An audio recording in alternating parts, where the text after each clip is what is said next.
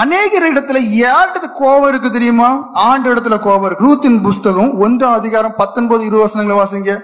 இங்க நகோமிக்கு யாருக்கு மேல கோபம் கசப்பு தெரியுமா? ஆண்டோருக்கு மேல. இங்க அநேக முட்டாள்தனங்கள் இருப்பாங்க. அப்படியே சொல்றேன், முட்டாள்கள் நம்ம தேவனிடத்துல கசப்பு வைக்கிறதுக்கு நம்ம ஏமாத்துறோம். ஏன் நம்ம ஒண்ணும் கிடையாது, தூசி. தீவுகள் அவருடைய பார்வையில அணு என்று சொல்லப்பட்டு, ஒரு தீவுல எத்தனை கோடி ஜனங்கள் இருக்கலாம் தெரியுமா? இலங்கை தீவு கிட்டத்தட்ட 3 கோடி ஜனங்கள் எவ்வளவு ஜனங்கள் இருக்காங்கன்னு சொல்றாங்க. அப்ப ஒரு மனுஷன் என்னத்த ஒண்ணுமே கிடையாது. இங்க நகோமிக்கு ஆண்டவரிடத்துல கசப்பு. வாசிங்க. அப்படியே இருவரும் பெத்லகேம் மட்டும் நடந்து போனார்கள். இங்க என்ன, சொந்த ஊருக்கு வந்துட்டாங்க. நகோமியும் ரூத்தும் வந்துட்டாங்க. வந்த பிறகு ஊருக்காரங்க நகோமியை பார்த்து சந்தோஷப்படுறாங்க. இது நகோமி தானே, இது நகோமி தானே. அப்ப நகோமி நகோமின்னு என்ன சொல்லாதுங்க. ஏன்? யூதர்கள் முறைப்படி எல்லா பேருக்கும் என்ன உண்டு? அர்த்தம் உண்டு. அப்ப நகோமின்னு அர்த்தம் என்ன? பிளசன்ட், அதாவது எப்படின்னா ஒரு மகிழ்ச்சிகரமான மகிழ்ச்சி.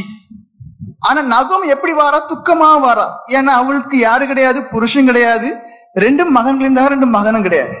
அவ துக்கத்தோடு வாரா. அப்ப அவ என்ன சொல்லா? என்ன நீங்க நகோமின்னு சொல்லாதுங்க, எனக்கு மாறாள்னு பேர் வைங்க. மாறாள்னு அர்த்தம் என்ன?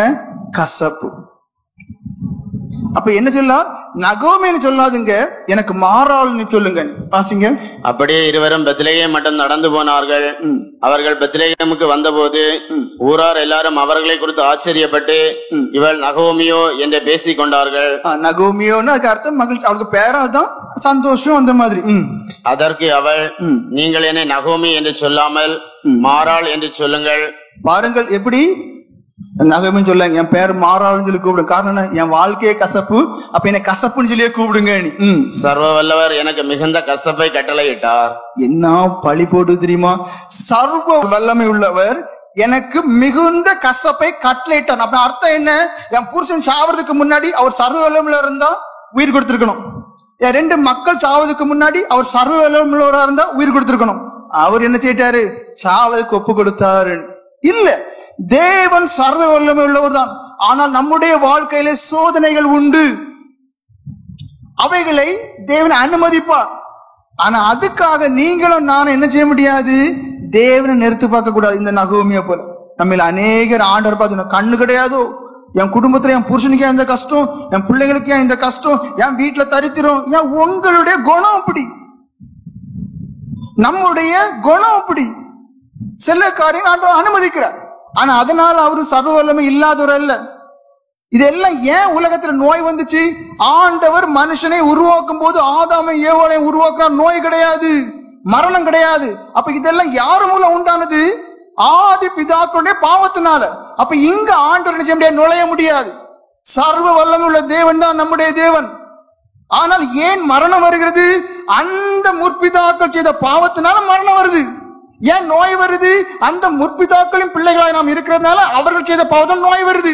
தேவன் மனுஷனை படைக்கும் போது செம்மையானவனாக படைத்தார். தேவன் மனுஷனை படைக்கும் போது தம்முடைய சாயலாக ரூபத்தோடு படைத்தார். குருடா படைக்கல, பிறவி முடவனா படைக்கல, பிறவில என்ன பிறக்கும் போதே இதயத்துல ஓட்டைய படைக்கல. இதெல்லாம் எப்படி வந்துச்சு? அந்த பாவத்தினுடைய விளைவுகள், இப்ப நாம் செய்யற பாவத்தினுடைய விளைவுகள். இதனால தேவன் சர்வ வல்லமையுள்ள தேவன் இல்லாதன்னு சொல்லவே கூடாது. நகோமி சொல்லுது, நம்மில் அநேகர் சொல்றோம். ஏன்? வாழ்க்கையில சோதனை வந்த உடனே, வீட்டுல பிரச்சனை வந்த உடனே, இல்ல நோய் வந்த உடனே, ஒரு வியாதி உடனே, சர்வ வல்லமையுள்ள தேவனா, இது கண்ணு கிடையாதா? ஏன் இதெல்லாம் வந்தது? நாம் பாவ உலகத்திலே வாழ்கிறதுனாலும், நாம் ஆதாமின் சந்ததியாரானாலும், நமக்குள் பாவம் இருக்கிறதுனாலுமே எல்லாம் வருது. ஆனா தேவன் சர்வ வல்லமையுள்ள தேவன். அல்லேலூயா, அல்லேலூயா. சரி, இனி அடுத்தது என்ன? இந்த கசப்புல இருந்து எப்படி வெளியே வரணும்? எல்லாம் சொல்லி கொடுக்கணுமே. முதல் வழி என்ன? நீங்க ஆண்டவருக்குள்ள ஒப்புரவாகாம நடக்காத காரியம். ஏன்னா இது உள்ள இருக்கு. யாத்திரையாகவும் 15:23 வாசிங்க. பாவத்திலிருந்து விடுதலை பெற, அதாவது கசப்பிலிருந்து எப்படி தப்பணும், அதுக்குள்ள வழிகள் வாசிங்கள். யாத்திரையாகவும் 15:23. அவர்கள் மாறாவிலே வந்தபோது மாறாவின் தண்ணீர் கசப்பா இருந்ததினால் அதை குடிக்க அவர்களுக்கு கூடாதிருந்தது. அதனால் அவ்விடத்துக்கு மாறா என்று பெயரிடப்பட்டது. பாருங்கள், இங்க தண்ணி கசப்பா இருந்துச்சுன்னு சொல்லப்பட்டு, அதுக்கப்புறம் என்ன செய்தாங்க? ஒரு மரத்துண்டை எடுத்து அங்க போட்டாங்க. இந்த காலத்துல நமக்கு சிலுவையிலே அறையப்பட்ட இயேசு கிறிஸ்து இருக்கிறார். அந்த சிலுவையிலே அறையப்பட்ட அந்த இயேசு கிறிஸ்துவோடு நாம் சேர்ந்தால் மட்டும்தான் கசப்பு மாறும். ஏன்னா நமக்குள்ள எதனால கசப்பு உண்டாகுது? நீதியாய், மனுஷ நீதியாய் பார்க்கும்போது அவன் தப்பு பண்ணனா அவனுக்கு நான் சரி கட்டுவேன். அப்ப எந்த விதத்திலையும் கசப்பு மாறவே செய்யாது. அங்க அந்த கசப்பு தண்ணியில ஒரு கட்டையை தூக்கி போட்டாங்க. என்ன ஆனது? அது நன்னீராய் மாறுது. அந்த வசனம் வாசிங்க. மோசே கர்த்தரை நோக்கி கூப்பிட்டான். அப்பொழுது கர்த்தர் மோசேக்கு ஒரு மரத்தை காண்பித்தார். அதை அவன் தண்ணீரை போட்டவுடனே அது மதுரமான தண்ணீர் ஆயிற்று. பாருங்கள், அப்போ இப்பொழுது சிலுவையிலே அறையப்பட்ட அந்த தேவன் மூலம்தான் கிருபை உண்டானதுன்னு சொல்லப்பட்டிருக்கு. அந்த தேவனோடு நாம் இணைந்தால் மட்டும்தான் கசப்பு மாறுமே தவிர வேற வழியே கிடையாது. ஏன்? என்னை அவன் அடிச்சிருக்கான், அப்ப நான் இவனை அடிக்காம இருக்க முடியும்? என்னை அவன் பிளான் பண்ணி சதிச்சிருக்கான், அப்ப நான் எப்படி அவனை விட முடியும்? முடியாது. ஆனா என்ன, எனக்குள்ள என்ன எண்ணம் இருக்கு? நான் பரலோக ராஜ்யம் போகணுங்கிற எண்ணம் இருக்கிறதுனால, என் தேவன் பாடுபட்ட நினைவு கூறுறதுனாலையும் என்னால மறக்க முடியும். அதான் முக்கியம். பிலிப்பியர்களின் நிருபம் 3:13-14 வசனங்களை வாசிங்க. அங்க பவுல் அப்போஸ்தலன் சொல்கிறார், எனக்கு நிறைய சம்பவங்கள் நடந்திருக்கு. அதாவது கசப்பான காரியம். எப்படி? ஒரு லிஸ்டே இருக்கு, வேற நிருபங்கள்ல இருக்கு. கள்ள சகோதரர்கள் என்னை ஏமாத்தினார்கள் இருக்கு, பல்வேறு விதமான மோசங்கள் என்று சொல்லப்பட்டு. அப்ப அவருடைய வாழ்க்கையில அவர் கசப்பு வைக்கிறதுக்கு நிறைய காரியம் இருக்கு. ஆனா அவர் என்ன சொல்றாரு? வாசிங்க. சகோதரரே, அதை பிடித்துக் கொண்டேன் என்று நான் எண்ணுகிறதில்லை. ஒன்று செய்கிறேன், பின்னானவைகளை மறந்து. என்ன செய்கிறேன்? பின்னானவைகளை, அநேகமான காரியங்களை நான் மறக்கிறேன். நம்ம என்ன செய்யறோம்? அதெல்லாம் ரெக்கார்டு போல வச்சிருக்கோம். ஏன்? பவுல் அப்போஸ்தலர்கள் நோக்கம் என்ன தெரியுமா? நான் எப்படியாவது எனக்கு பரலோக ராஜ்யம் போகணும். பரலோக ராஜ்யம் போனா ஒரே வழி, கசப்பு இருக்க கூடாது, நான் மன்னிக்கணும். அப்ப என்ன வலிக்குது? நான் இல்லைன்னு சொல்லவே இல்லை, அதான் சொன்னேன் வலிக்கும். ஆனா என்ன செய்யணும்? மன்னிக்கணும். ஜோம் பண்ணணும், மறக்கிறதுக்காண்டி ஃப்ரீயா இருந்துடும். இங்க எப்படி? பின்னானவைகளை மறந்து முன்னானவைகளை நாடி கிறிஸ்து இயேசுவுக்குள் தேவன் அழைத்த பரம அழைப்பின் பந்தய பொருளுக்காக. என்ன சொல்லப்பட்டிருக்கு? கிறிஸ்து இயேசுவுக்குள் தேவன் அழைத்த பந்தய பொருள், பரலோக ராஜ்யத்திற்காக. சும்மா கசப்பு இல்லாமல் ஒரு மனுஷனாலும் வாழ முடியாது. ஆனா எதனால முடியும்? எனக்கு பரலோக ராஜ்யம் போகணும், எனக்கு பரலோக ராஜ்யம் போகணும், இந்த உலகத்தை என்ன நடந்துட்டு போட்டு அந்த எண்ணம் இருந்தால் மட்டும்தான் கசப்பு நீக்க முடியும். கிறிஸ்து இயேசுவுக்குள் தேவன் அழைத்த பரம அழைப்பின் பந்தய பொருளுக்காக இலக்கை நோக்கி தொடருகிறேன். இலக்கை நோக்கி தொடரு. அப்ப யாரால கசப்பை தூர வைக்க முடியும்? எனக்கு இலக்கு, அவனுக்கு பழி காட்டுறது இல்ல. எனக்கு இலக்கு பரலோக ராஜ்யம் போனோம். சரி, அவன் செய்துட்டு போட்டு. இப்ப முதல்ல என்ன சொன்னேன்? தேவனோடு இருக்கணும். அடுத்து என்ன? நோக்கம் பரலோக ராஜ்யமா இருந்தா மட்டும்தான் விட முடியும், இல்லைன்னா விட முடியாது. ஏன்? என்னை பார்த்து நிக்க வச்சு என்னை அரைஞ்சிருக்கான், கொஞ்சம் விடுவனோ? ஆனா எப்படி விட முடியும்? அடிச்சுட்டு போப்பா. என் ஆண்டவர் அடிச்சாங்க, சரி அவர் விட்டுட்டாரு, மன்னிச்சுட்டாரு, நானும் மன்னிச்சுட்டு எனக்கும் பரலோக ராஜ்யம் போகணும். சரி போ. ஏசாயா தீர்க்கதரிசன புஸ்தகம் 43:18 வசனம் வாசிங்க. அங்க என்ன சொல்லப்பட்டிருக்கு? முந்தினவைகளை நினைக்க வேண்டாம், நீ முடியாத காரியம். எப்படி சொல்லப்பட்டிருக்கு? என் மனுஷா, இதுக்கு முன்னாடி நடந்த சம்பவங்களை நினைக்காதுங்க நீ, அது மனுஷனால முடியாத காரியம். ஆனால் யாரால மட்டும்தான் முடியும்? ஒரு மனுஷன் தேவனோடு இருந்தால் மட்டும்தான். வாசிங்க. முந்தினவைகளை நினைக்க வேண்டாம். என்ன சொல்லப்பட்டிருக்கு? முந்தினவைகளை நினைக்க வேண்டாம். முடியுமா? முடியாது. ஆனா ஒரு மனுஷனால முடியும். யோவான் சுவிசேஷம் 15:4-9 வரைக்கும் வசனங்களை வாசிங்க. என்னில் நிலைத்திருங்கள், நானும் உங்களில் நிலைத்திருப்பேன். எப்படி சொல்லப்பட்டிருக்கு? என் மனுஷா, மாம்சிக பிரகாரம் பார்த்தா வாசியம் வைராக்கியம் வரதான் செய்யும். ஆனா நீ என்ன செய்? இலக்கு பரலோக ராஜ்யமா இருக்கிறதுனால நீ என்னோடு, உன்னுடைய இலக்கு பரலோக ராஜ்யமா இருக்கிறதுனால நீ என்ன செய்? என்னோடு, அந்த தேவனோடு ஒன்றாயிருக்க வேண்டும். என்னில் நிலைத்திருங்கள், நானும் உங்களில் நிலைத்திருப்பேன். கொடியானது திராட்சை செடியில் நிலைத்திராவிட்டால்.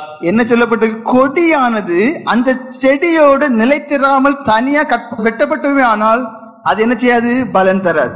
அது தானாய் கனி கொடுக்க மாட்டாதது போல நீங்களும் என்னில் நிலைத்திராவிட்டால் கனி கொடுக்க மாட்டீர்கள். நானே திராட்சை செடி, நீங்கள் கொடிகள். ஒருவன் என்னிலும் நான் அவனிலும் நிலைத்திருந்தால் என்ன சொல்லப்பட்டிருக்கு? ஒருவன் ஜெபஜீவி உடையவனாயிருந்து தேவபயம் உடையவனாயிருந்து தேவ வார்த்தைகளை இதயத்தில் வைத்து தியானிக்கிறவனாயிருந்து தன்னுடைய ஜீவத்தை குறித்து சரியான அறிவுடையவனாயிருந்து தேவ பக்தி உள்ளவனாய் இருப்பானே, ஆனால் அவன் தேவனோடு இருப்பான். அந்த தேவனோடு இருக்கிற மனுஷனுக்கு என்ன பாக்கியம் இருக்கிறதா? அவன் மிகுந்த கனிகளை கொடுப்பான். அவன் மிகுந்த நற்கனிகளை கொடுப்பான். என்னை அல்லாமல் உங்களால் ஒன்றும் செய்யக்கூடாது. அதான் முக்கியம். கசப்பு கண்டிப்பா வரும். அது மனுஷ தன்மை, மாம்சத்தின் தன்மை, ரத்தத்தின் பலன். ஆனா தேவனோடு நீங்கள் இருக்கும் போது சரிப்போ, என்னதானே அடிச்சிட்டு போ. ஒருவன் என்னில் நிலைத்திராவிட்டால் வெளியே எரியுண்ட கொடியை போல அவன் எரியுண்டு உலர்ந்து போவான். அப்படிப்பட்டவைகளை சேர்த்து அக்கினியிலே போடுகிறார்கள், அவைகள் எரிந்து போம். நீங்கள் என்னிலும் என் வார்த்தைகள் உங்களிலும் நிலைத்திருந்தால் நீங்கள் கேட்டுக்கொள்வது எதுவோ அது உங்களுக்கு செய்யப்படும். நீங்கள் மிகுந்த கனிகளை கொடுப்பதினால் என் பிதா மகிமைப்படுவார். என்ன சொல்லப்பட்டிருக்கு? நீங்கள் தேவனோடு நிலைத்திருந்தால் ஒரு காரியம் நடக்குமா? என்ன தெரியுமா? நீங்கள் கேட்டுக்கொள்வது நடக்குமா? அப்ப என்ன? அந்த வலிக்கும் போது என்னை காரணம் இல்லாம துன்பப்படுத்திட்டு ஆண்டவரேன்னு சொல்லி வலி வரும்போது, ஆண்டவரே அந்த வலி என்னை விட்டு மாற்றும் ஆண்டவரே, மன்னிக்க எனக்கு பலன் தார ஆண்டவரே, எனக்கு மன்னிக்க பலன் தார ஆண்டவரேன்னு சொல்லி ஜெபம் பண்ணும்போது நிச்சயமாக அந்த தேவன் அந்த வலியை அகற்றி அந்த கசப்பு சிந்தனை அகற்றி சிறு குழந்தை அனுபவம் தருவார். அல்லேலூயா, அல்லேலூயா. பசிங்க, நீங்கள் மிகுந்த கனிகளை கொடுப்பதனால் என் பிதா மகிமைப்படுவார். எனக்கும் சீஷரா இருப்பீர்கள். பிதா என்னில் அன்பா இருக்கிறது போல நானும் உங்களில் அன்பா இருக்கிறேன். என்னுடைய அன்பிலே நிலைத்திருங்கள். அப்போ முழுக்க முழுக்க கசப்பில்லாம ஒரு மனுஷன் யாராலதான் வாழ முடியும்? தேவனோடு இணைந்திருந்தால் மட்டும்தான் முடியும். ஏன்? அந்த தேவனோடு இணைந்திருந்தால் மட்டும்தான் கணக்கு வலியும் வேதனையும் வரும்போது ஆண்டவரே சொல்லி கூப்பிடும் போது அதை அப்படியே உள்ளார்ந்து குணமாக்குகிறார். அடுத்து என்ன செய்கிறார்? அன்பு செய்ய பலன் தருகிறார். அதான் முக்கியமான காரியம். ஆதியாகமம் 41:51 வாசிங்க. அங்க யோசேப்பு தனக்கு நடந்த எல்லா காரியத்தையும் மறந்தேன் என்று சொல்லுகிறான். காரணம் என்ன? தேவன் மறக்க பண்ணினார் என்று வாசிங்கள். யோசேப்பு என் வருத்தம் யாவையும் என் தகப்பனுடைய குடும்பம் அனைத்தையும் நான் மறக்கும்படி தேவன் பண்ணினார் என்று சொல்லி மூத்தவனுக்கு மனாசே என்று பெயரிட்டான். என்ன சொல்லப்பட்டிருக்கு? அதாவது நீங்களும் நானும் அனுபவிக்காத அளவுக்கு, அதாவது எனக்கு நடந்த சம்பவத்துக்கு உங்க நடந்த சம்பவமும் இல்லை. யோசேப்புக்கு வாழ்க்கையை நீங்க பாத்தீங்கன்னா அவ்வளவு துயரம் நிறைந்த ஒரு வாழ்க்கை. தகப்பன் யோசேப்பை அதிகமா சிநேகித்தாரு. ஆனா என்ன பிள்ளைங்க என்ன செய்தாங்க? அந்த சிநேகத்தில இருந்து பறிச்சுட்டாங்க. மற்றவங்க சகோதரர்கள் எல்லாருமே என்ன செய்தாங்க? யோசேப்பை பகைத்தாங்க. அடுத்து என்ன செய்தாங்க? விற்றார்கள், கொலை செய்ய முயற்சித்தார்கள், குழியில போட்டாங்க, அடுத்து வித்தாங்க. ஆள் என்ன ஆகுது? வாழ்க்கையே அடிமையானதான ஒரு அனுபவம். அடுத்து என்ன ஆகுது? சிறைவாசம். ஒரு தப்புமே பண்ணல, சிறைவாசம். நல்ல மனசிலாக்கிடுங்க. நமக்கு நான் எவ்வளவு கசப்பு வரும், எவ்வளவு கசப்பு வரும். ஆனா வேதம் சொல்லுது தேவன் மறக்க பண்ணினார் என்று. அதனாலதான் முதல்ல தெளிவா சொன்னேன், கசப்பை ஒரு காலமும் நீங்களா மாத்தி போட முடியாது. ஆனா உங்களுக்கு ஜெப ஜீவியம் வேணும், பரிசுத்தமா ஜீவிக்கணும் வாஞ்ச வேணும், சாட்சியா ஜீவிக்கணும் வாஞ்ச வேணும், நான் மனுஷனா ஜீவிக்கணும் அப்படின்னா ஒரே வழி மன்னிக்கிறதா. மிருக குணம் தான் பழிக்கு பழி வாங்குறது. அடுத்து என்ன? பரலோக ராஜ்யம் போகணும். இந்த எண்ணங்கள் இருந்தா மட்டும்தான். செய்துட்டு போ போ போ போ போ. வாஸ்தவ மறுபடியும் வாசிங்க. யோசேப்பு என் வருத்தம் யாவையும் என் தகப்பனுடைய குடும்பம் அனைத்தையும் நான் மறக்கும்படி. எப்படி? என்னுடைய வருத்தம் யாவையும், அந்த வருத்தத்திற்கு காரணமான என்னுடைய சகோதரர்கள் யாவரையும் நாம் மன்னித்து மறக்கும்படி தேவன் பண்ணினார் என்று சொல்லி மூத்தவனுக்கு மனாசே என்று பெயரிட்டான். மனாசே என்ற அர்த்தம் என்ன? தேவன் மறக்க செய்தார். அப்போ கசப்பு மாறணுமா? ஆண்டவர் தான் கூட இருக்கணும். அவர் உங்களை மற்றவங்க எல்லாம் கசப்புக்கு ஏற்ற காரியங்களை செய்யும் போது இன்னொரு விதத்துல உங்களை ஆசீர்வதிக்க ஆசீர்வதிக்க ஆசீர்வதிக்க உங்களுக்கு இதெல்லாம் தோணவே செய்யாது. சரிப்பா நீ போ, என்னைய ஆண்டவர் தாங்குறாரு, அவர் இன்னும் தாங்குவார் என்று. 94 சங்கீதம் 12வது வசனமும் 19வது வசனம் வாசிங்க. கர்த்தாவே, துன்மார்க்கனுக்கு குழி வெட்டப்படும் வரைக்கும் நீர் தீங்கு நாட்களில் அமர்ந்திருக்க பண்ணி. இங்க என்ன சொல்லப்பட்டிருக்கு? ஏன் சொன்னேன்? நீங்க ஜெபஜீவியம் உடையவர்களாக தேவனின் நிலைத்திருந்தால் மட்டும்தான் கசப்பில்லாதவர்களை வாழ முடியும். தேவன் ஒரு காரியத்தை செய்யறாராம். எப்படி? உங்களுக்கு குழி வெட்டக்கூடியவங்கள, உங்களுக்கு குழி வெட்டக்கூடியவங்களுக்கு ஒரு காரியம் நடக்கிற வரைக்கும் தேவன் தான் உங்களையும் என்னையும் அமர்த்திக்க பண்ண வேண்டியிருக்கும், அமைதியாக வைக்க வேண்டும். அந்த கிருபை யாரிடத்துல இருக்கு? தேவனிடத்துல தான் இருக்கு. வாசிங்க மறுபடியும். கர்த்தாவே, துன்மார்க்கனுக்கு குழி வெட்டப்படும் வரைக்கும் நீர் தீங்கு நாட்களில் அமர்ந்திருக்க பண்ணி. இங்க என்ன சொல்ற? தீங்கு நாட்கள்ல யாருக்காவது அமைதியா இருக்க முடியுமா? ஆனால் தேவன் அமர பண்ணக்கூடியவர். அவர் சர்வ வல்லமையுள்ள தேவன். எப்படியாவது நமக்குள்ளே ஆறுதல் தந்து, தாங்கக்கூடிய பலன் தந்து, சமாதானம் தந்து, அன்போடு ஆறுதலோடு சமாதானமாய் ஜீவிக்க அவரால் முடியும். 19வது வசனம் வாசிங்க. என் உள்ளத்தில் விசாரங்கள் பெருகுகையில். எப்படி? அடுத்தவங்க செய்யறதான காரிய நிமித்தம் கசப்பு எனக்குள்ள அதிகமாகுது. அதாவது விசாலங்கள் எனக்குள்ள என்னது? கஷ்டங்களும் வருத்தங்களும் எனக்குள்ள அதிகமாகுது. என் உள்ளத்தில் விசாரங்கள் பெருகுகையில் உம்முடைய ஆறுதல்கள் என் ஆத்துமாவை தேற்றுகிறது. எப்படி? ஆறுதல் எனக்குள்ளே அதிகமாகுது. இதான் கிருபை, இதான் கிருபை. இந்த கிருபை அநேகருக்குள்ள இல்லை. ஆறுதல் உள்ள வேதனைப்படுத்திட்டே இருக்காங்க. இன்னொரு புறம் பார்த்தா அந்த தேவன் என்ன செய்யறாரு?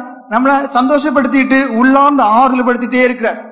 அப்ப என்ன தேவை? கசப்பில்லாத வாழ்க்கைக்கு நீங்கள் தேவனோடு இரண்டரை கலந்த அனுபவம் தேவை.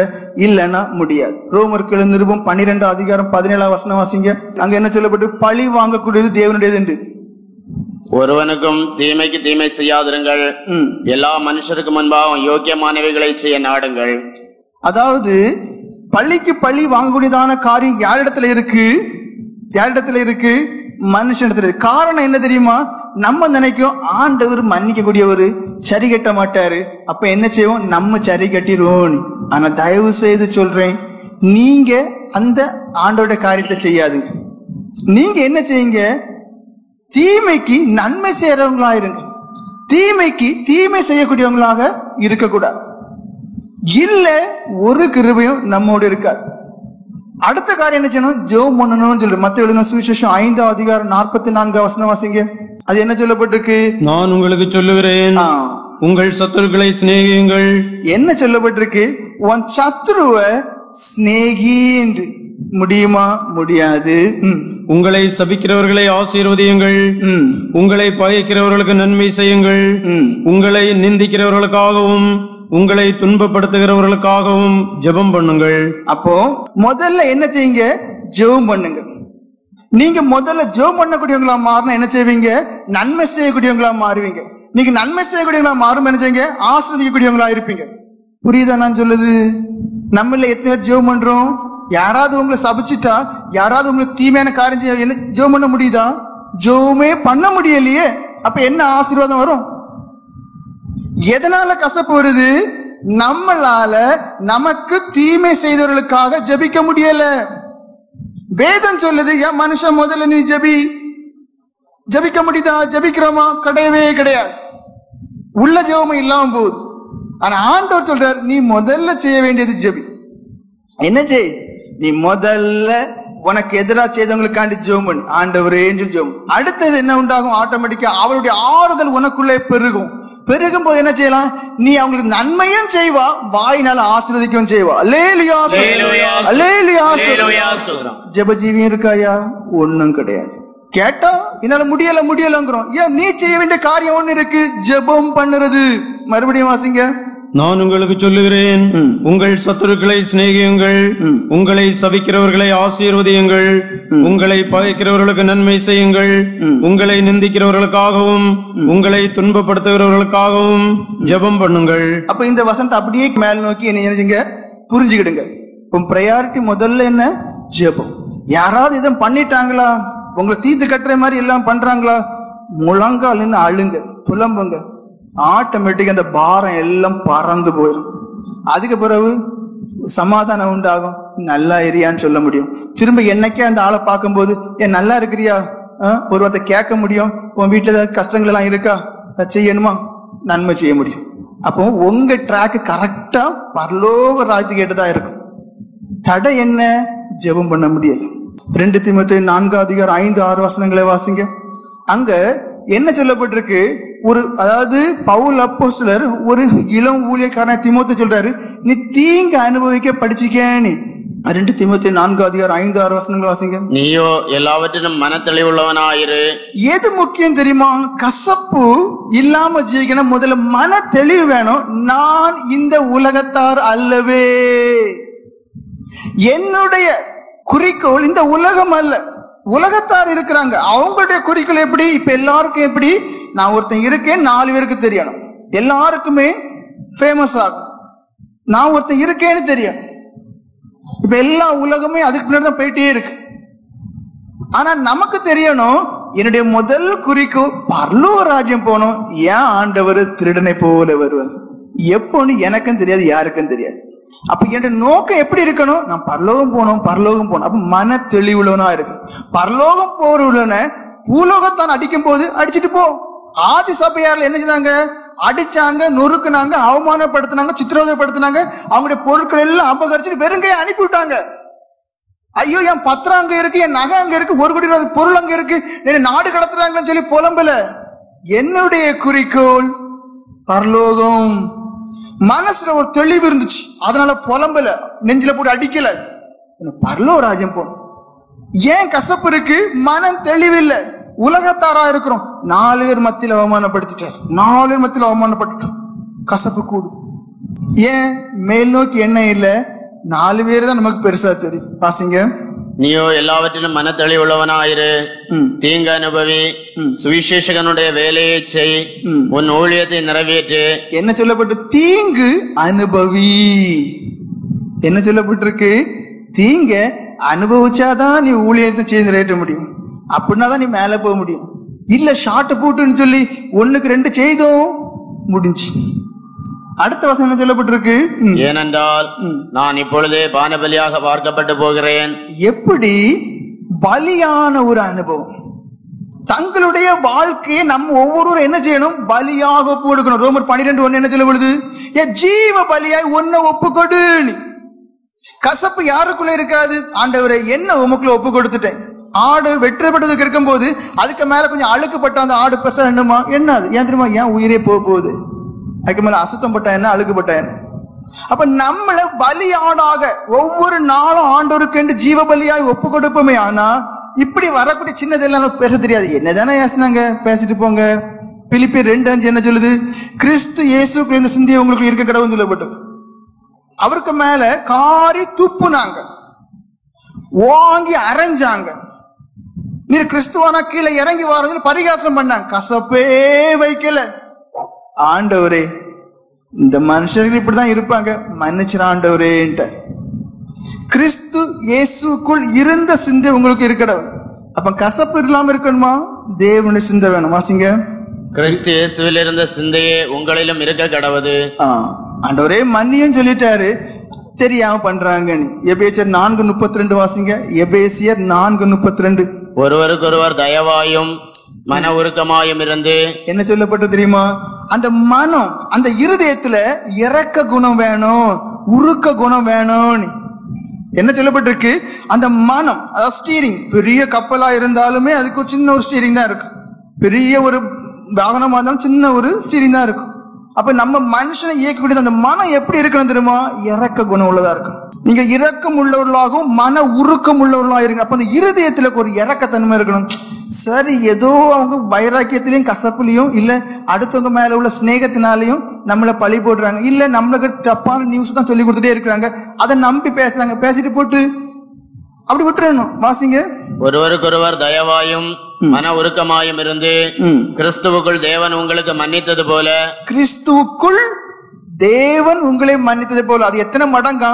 10,000 தாளந்து. அப்படின்னு அர்த்தம் என்ன?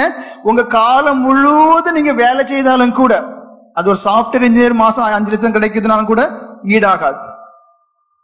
புரியுதா நான் சொல்லுது? இல்ல ரிக்ல வேலை பார்க்கறேன் 8 லட்சம் ரூபாய் கிடைக்குது, ஈடாகாது. 10,000 தாளந்து. அப்போ அதே போல இங்க எப்படி தேவன் உங்களை மன்னித்தது போல நீங்க என்ன செய்யுங்க? அந்த 100 வெள்ளி பணம் தானையா, அவனை மன்னிங்கய்யா. வாசிங்க. கிறிஸ்துவுக்குள் தேவன் உங்களுக்கு மன்னித்தது போல நீங்களும் ஒருவருக்கொருவர் மன்னியுங்கள். நீங்களும் ஒருவருக்கொருவர் மன்னியுங்கள். அது எவ்வளவு நாள் மன்னிக்கணும்? ஒரு நாள் எவ்வளவு தடவை மன்னிக்கணும்? மத்தேயு சுவிசேஷம் 18ஆம் அதிகாரம் 21, 22 வசனங்களை வாசிங்க. அப்பொழுது பேதுரு அவரிடத்தில் வந்து, ஆண்டவரே, என் சகோதரன் எனக்கு விரோதமாய் குற்றம் செய்து வந்தால் நான் எத்தனை தரம் மன்னிக்க வேண்டும்? 7 தரம் மட்டுமோ என்று கேட்டான். அதற்கு இயேசு, 7 தரம் மாத்திரமல்ல, 770 தரம் மட்டும் என்று உனக்கு சொல்லுகிறேன். அப்படின்னு அர்த்தம் என்ன? மன்னிக்கணும்னு சொல்லிட்டாரு.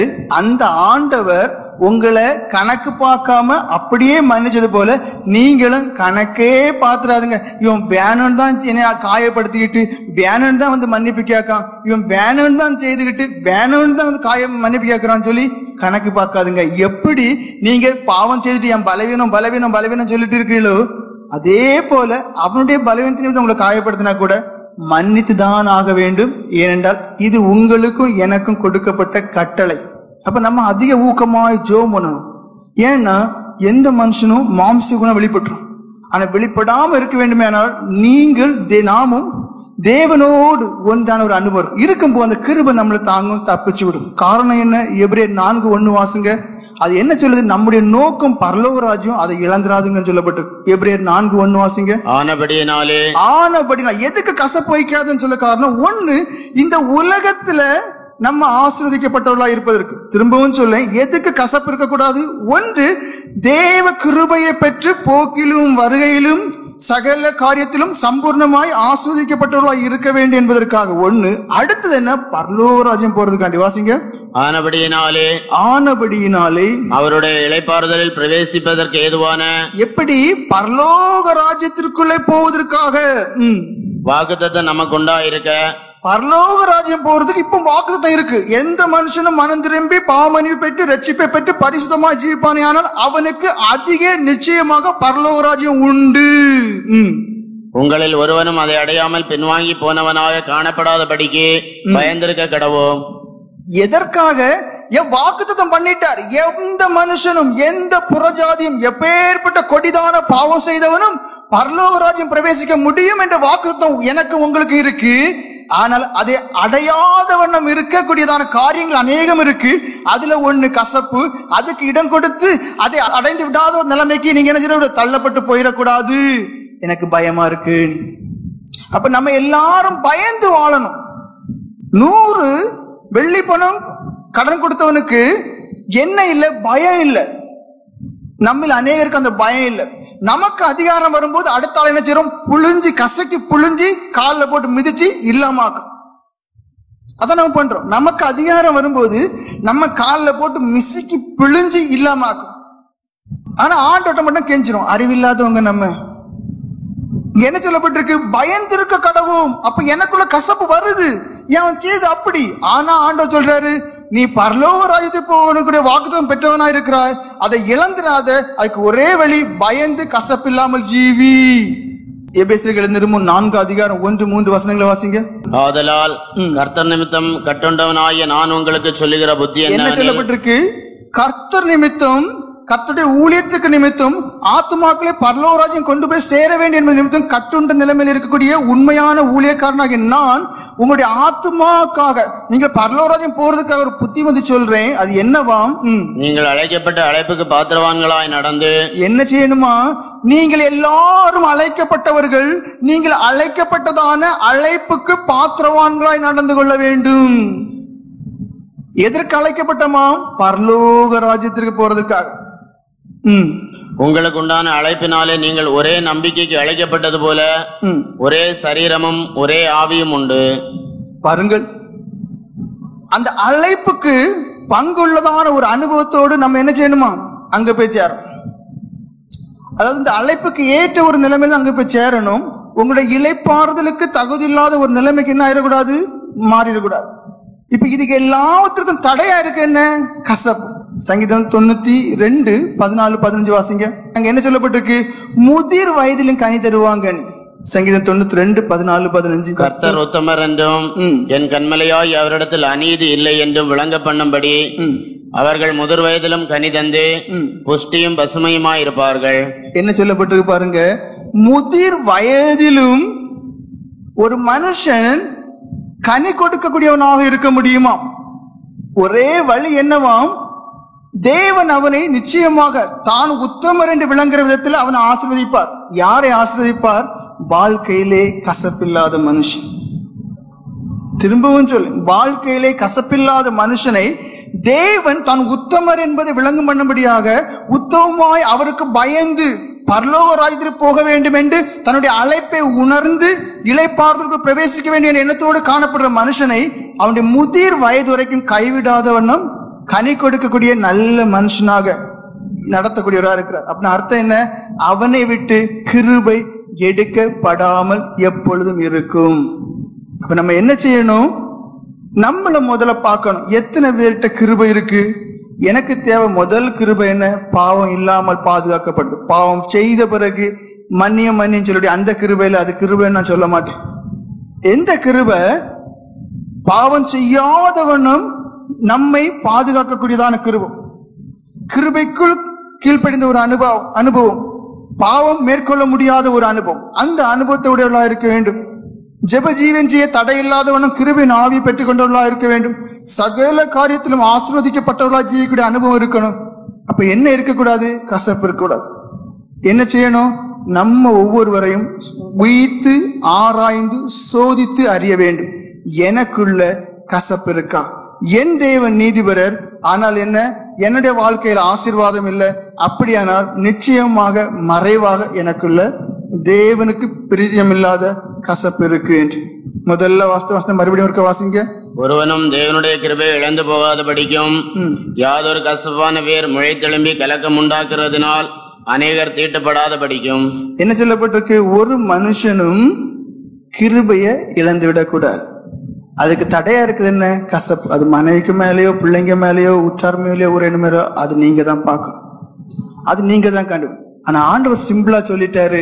எப்படி கசப்பான தண்ணியில மரக்கட்டை போட்டிருந்தோ, போட்ட பிறகு அது மாறினதோ, அதே போல சிலுவையில் அறையப்பட்ட அந்த இயேசு கிறிஸ்து சொந்த இரட்சகராய் ஏற்றுக்கொண்டு அவர் உங்களை மன்னித்தது போல நீங்கள் மற்றவர்களை மன்னித்தால் மட்டும்தான் உங்களுக்கும் உங்களுக்குள்ள கசப்பு மாறும், ஆசீர்வாதம் பெருகும்.